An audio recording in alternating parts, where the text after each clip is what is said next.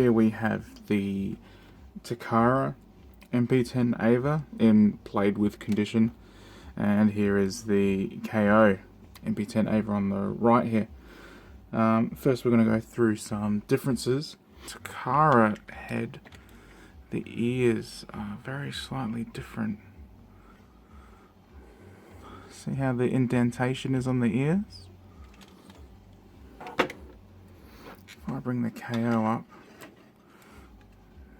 see they are very different. Commonly on all the KOs is the overspray on the nose here. See that? Bit of silver overspray just on the nose. Autobot logos are pretty much identical. See, that is very evenly done. Same with the Nerve logo, which actually says Nerve, not like the Wei Jiang MP10 Eva that's coming out. Well, I've got them up this close. So other details, we have the red dots.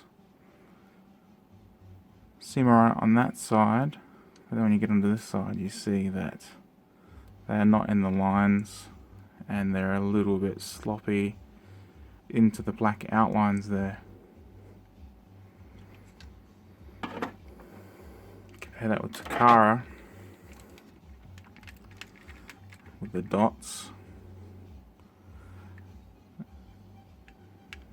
They are just, each dot is just spot on perfect. The other major differences that you'll notice is the Takaras, their index fingers have no pins, no nothing, it's just a plastic clamp holding it in together.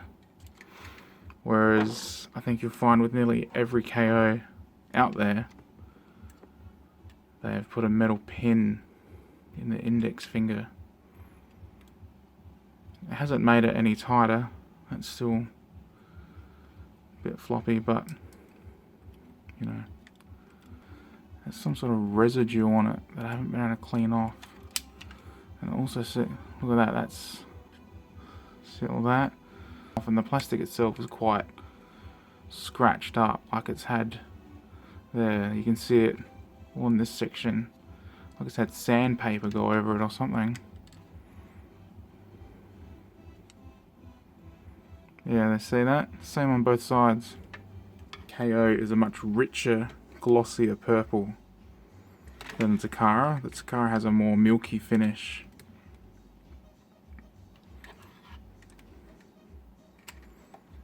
And also the greens are similar as well, like that.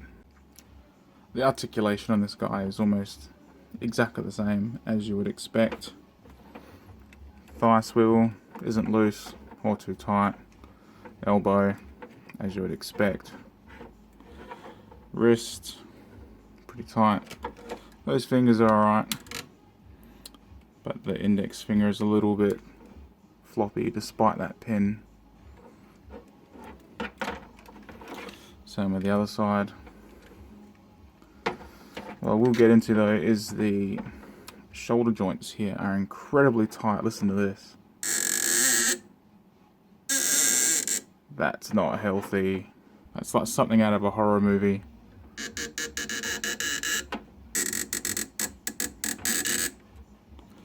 Guess if you weren't messing with it too much it wouldn't matter.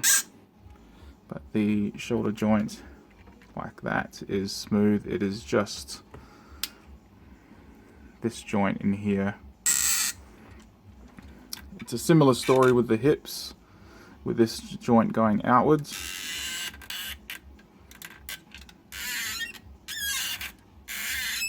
Oh, it's like an old gate at your nana's, isn't it? Same with this side. Oh, that almost sounds like a Zergling dying. The forward and back is quite good. It's a soft sounding ratchet, but never mind that knee. The thigh itself is quite good. Same with the other side.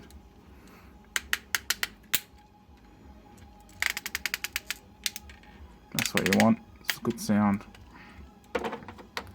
The knees, however, all the way back, and that sounds quite healthy, but really they're a bit loose.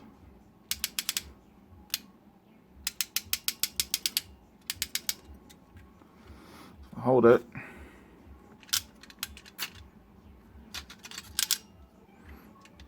Let me move it back a bit. See, that's not much force at all. These fuel tanks here, they just, like on the shattered glass, they don't really want to, that section there, they just sort of float in there. Do you know what I mean? They just hang about there. There's not really, there's nothing securing them. I think on my Hasbro, there isn't a tab there, but this joint is strong enough that it holds it in place. Whereas this is just, yeah, it's floating there. Oh, that noise. Alright, time to transform him.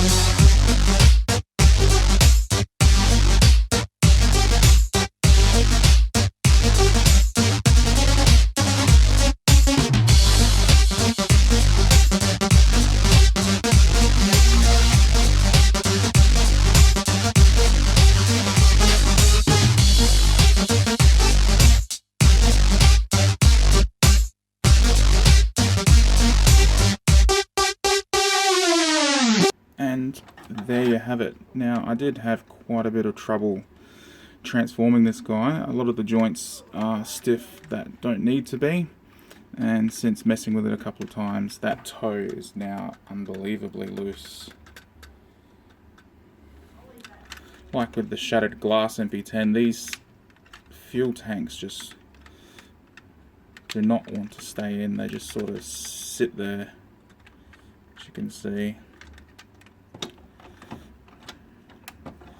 Doesn't roll very well. As you can see, one of the wheels is like on an angle there, and they do not want to sit very flush either. Now the whole cab area fits together really nice, really tight, really, that's not going anywhere. But these bits here, the front bumper just does not want to line up. And I had the same problem with shattered glass as well. But apart from that, it all fits together really well. It's not coming untabbed at all. So, also to note, the shattered glass version had a problem with the head folding and you had to cut away a bit of plastic on the inside. This doesn't suffer from that. It all went together really well, just a bit fiddly with these bits here for some reason. Now, as you can see, after transforming it into vehicle mode and pushing that leg right up when it didn't want to go, it is now completely bloody stuck, and it is also somehow, let's just focus in on that, cracked the plastic there, and that's just unfortunate. This button back here just does not want to budge. So I'm gonna open the leg up and see what the hell is wrong with it.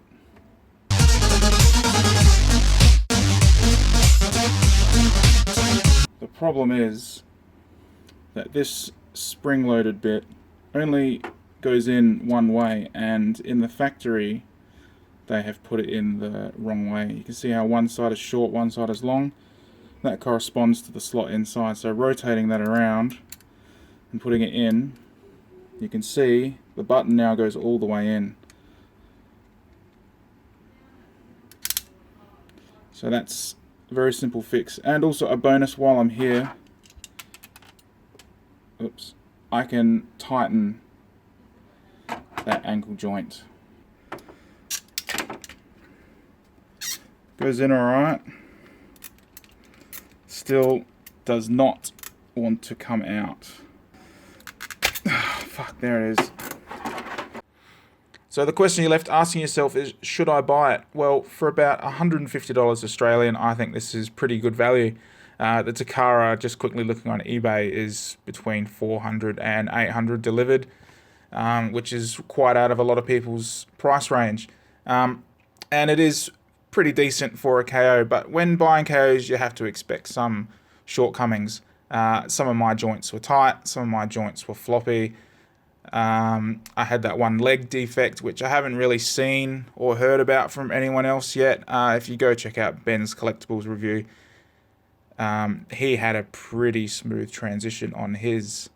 So I think I might just be one of the unlucky ones. But really, I'm happy to own one. He looks the part. He poses really well. I'm happy with the cost of this repaint, and that's what it is, a repaint. If you're an MP10 fan and an Eva fan, I highly suggest you grab this one. I got mine from toybento.com. I highly suggest you go check them out. They have some really great service. Big shout out to Max for lending me the Takara MP10 Eva and trusting me with that. You're a legend, mate. Thank you very much. My next video will be KBB, BB7 and Takara Seekers all being compared, so that should be an epic adventure. Thanks again and stay tuned.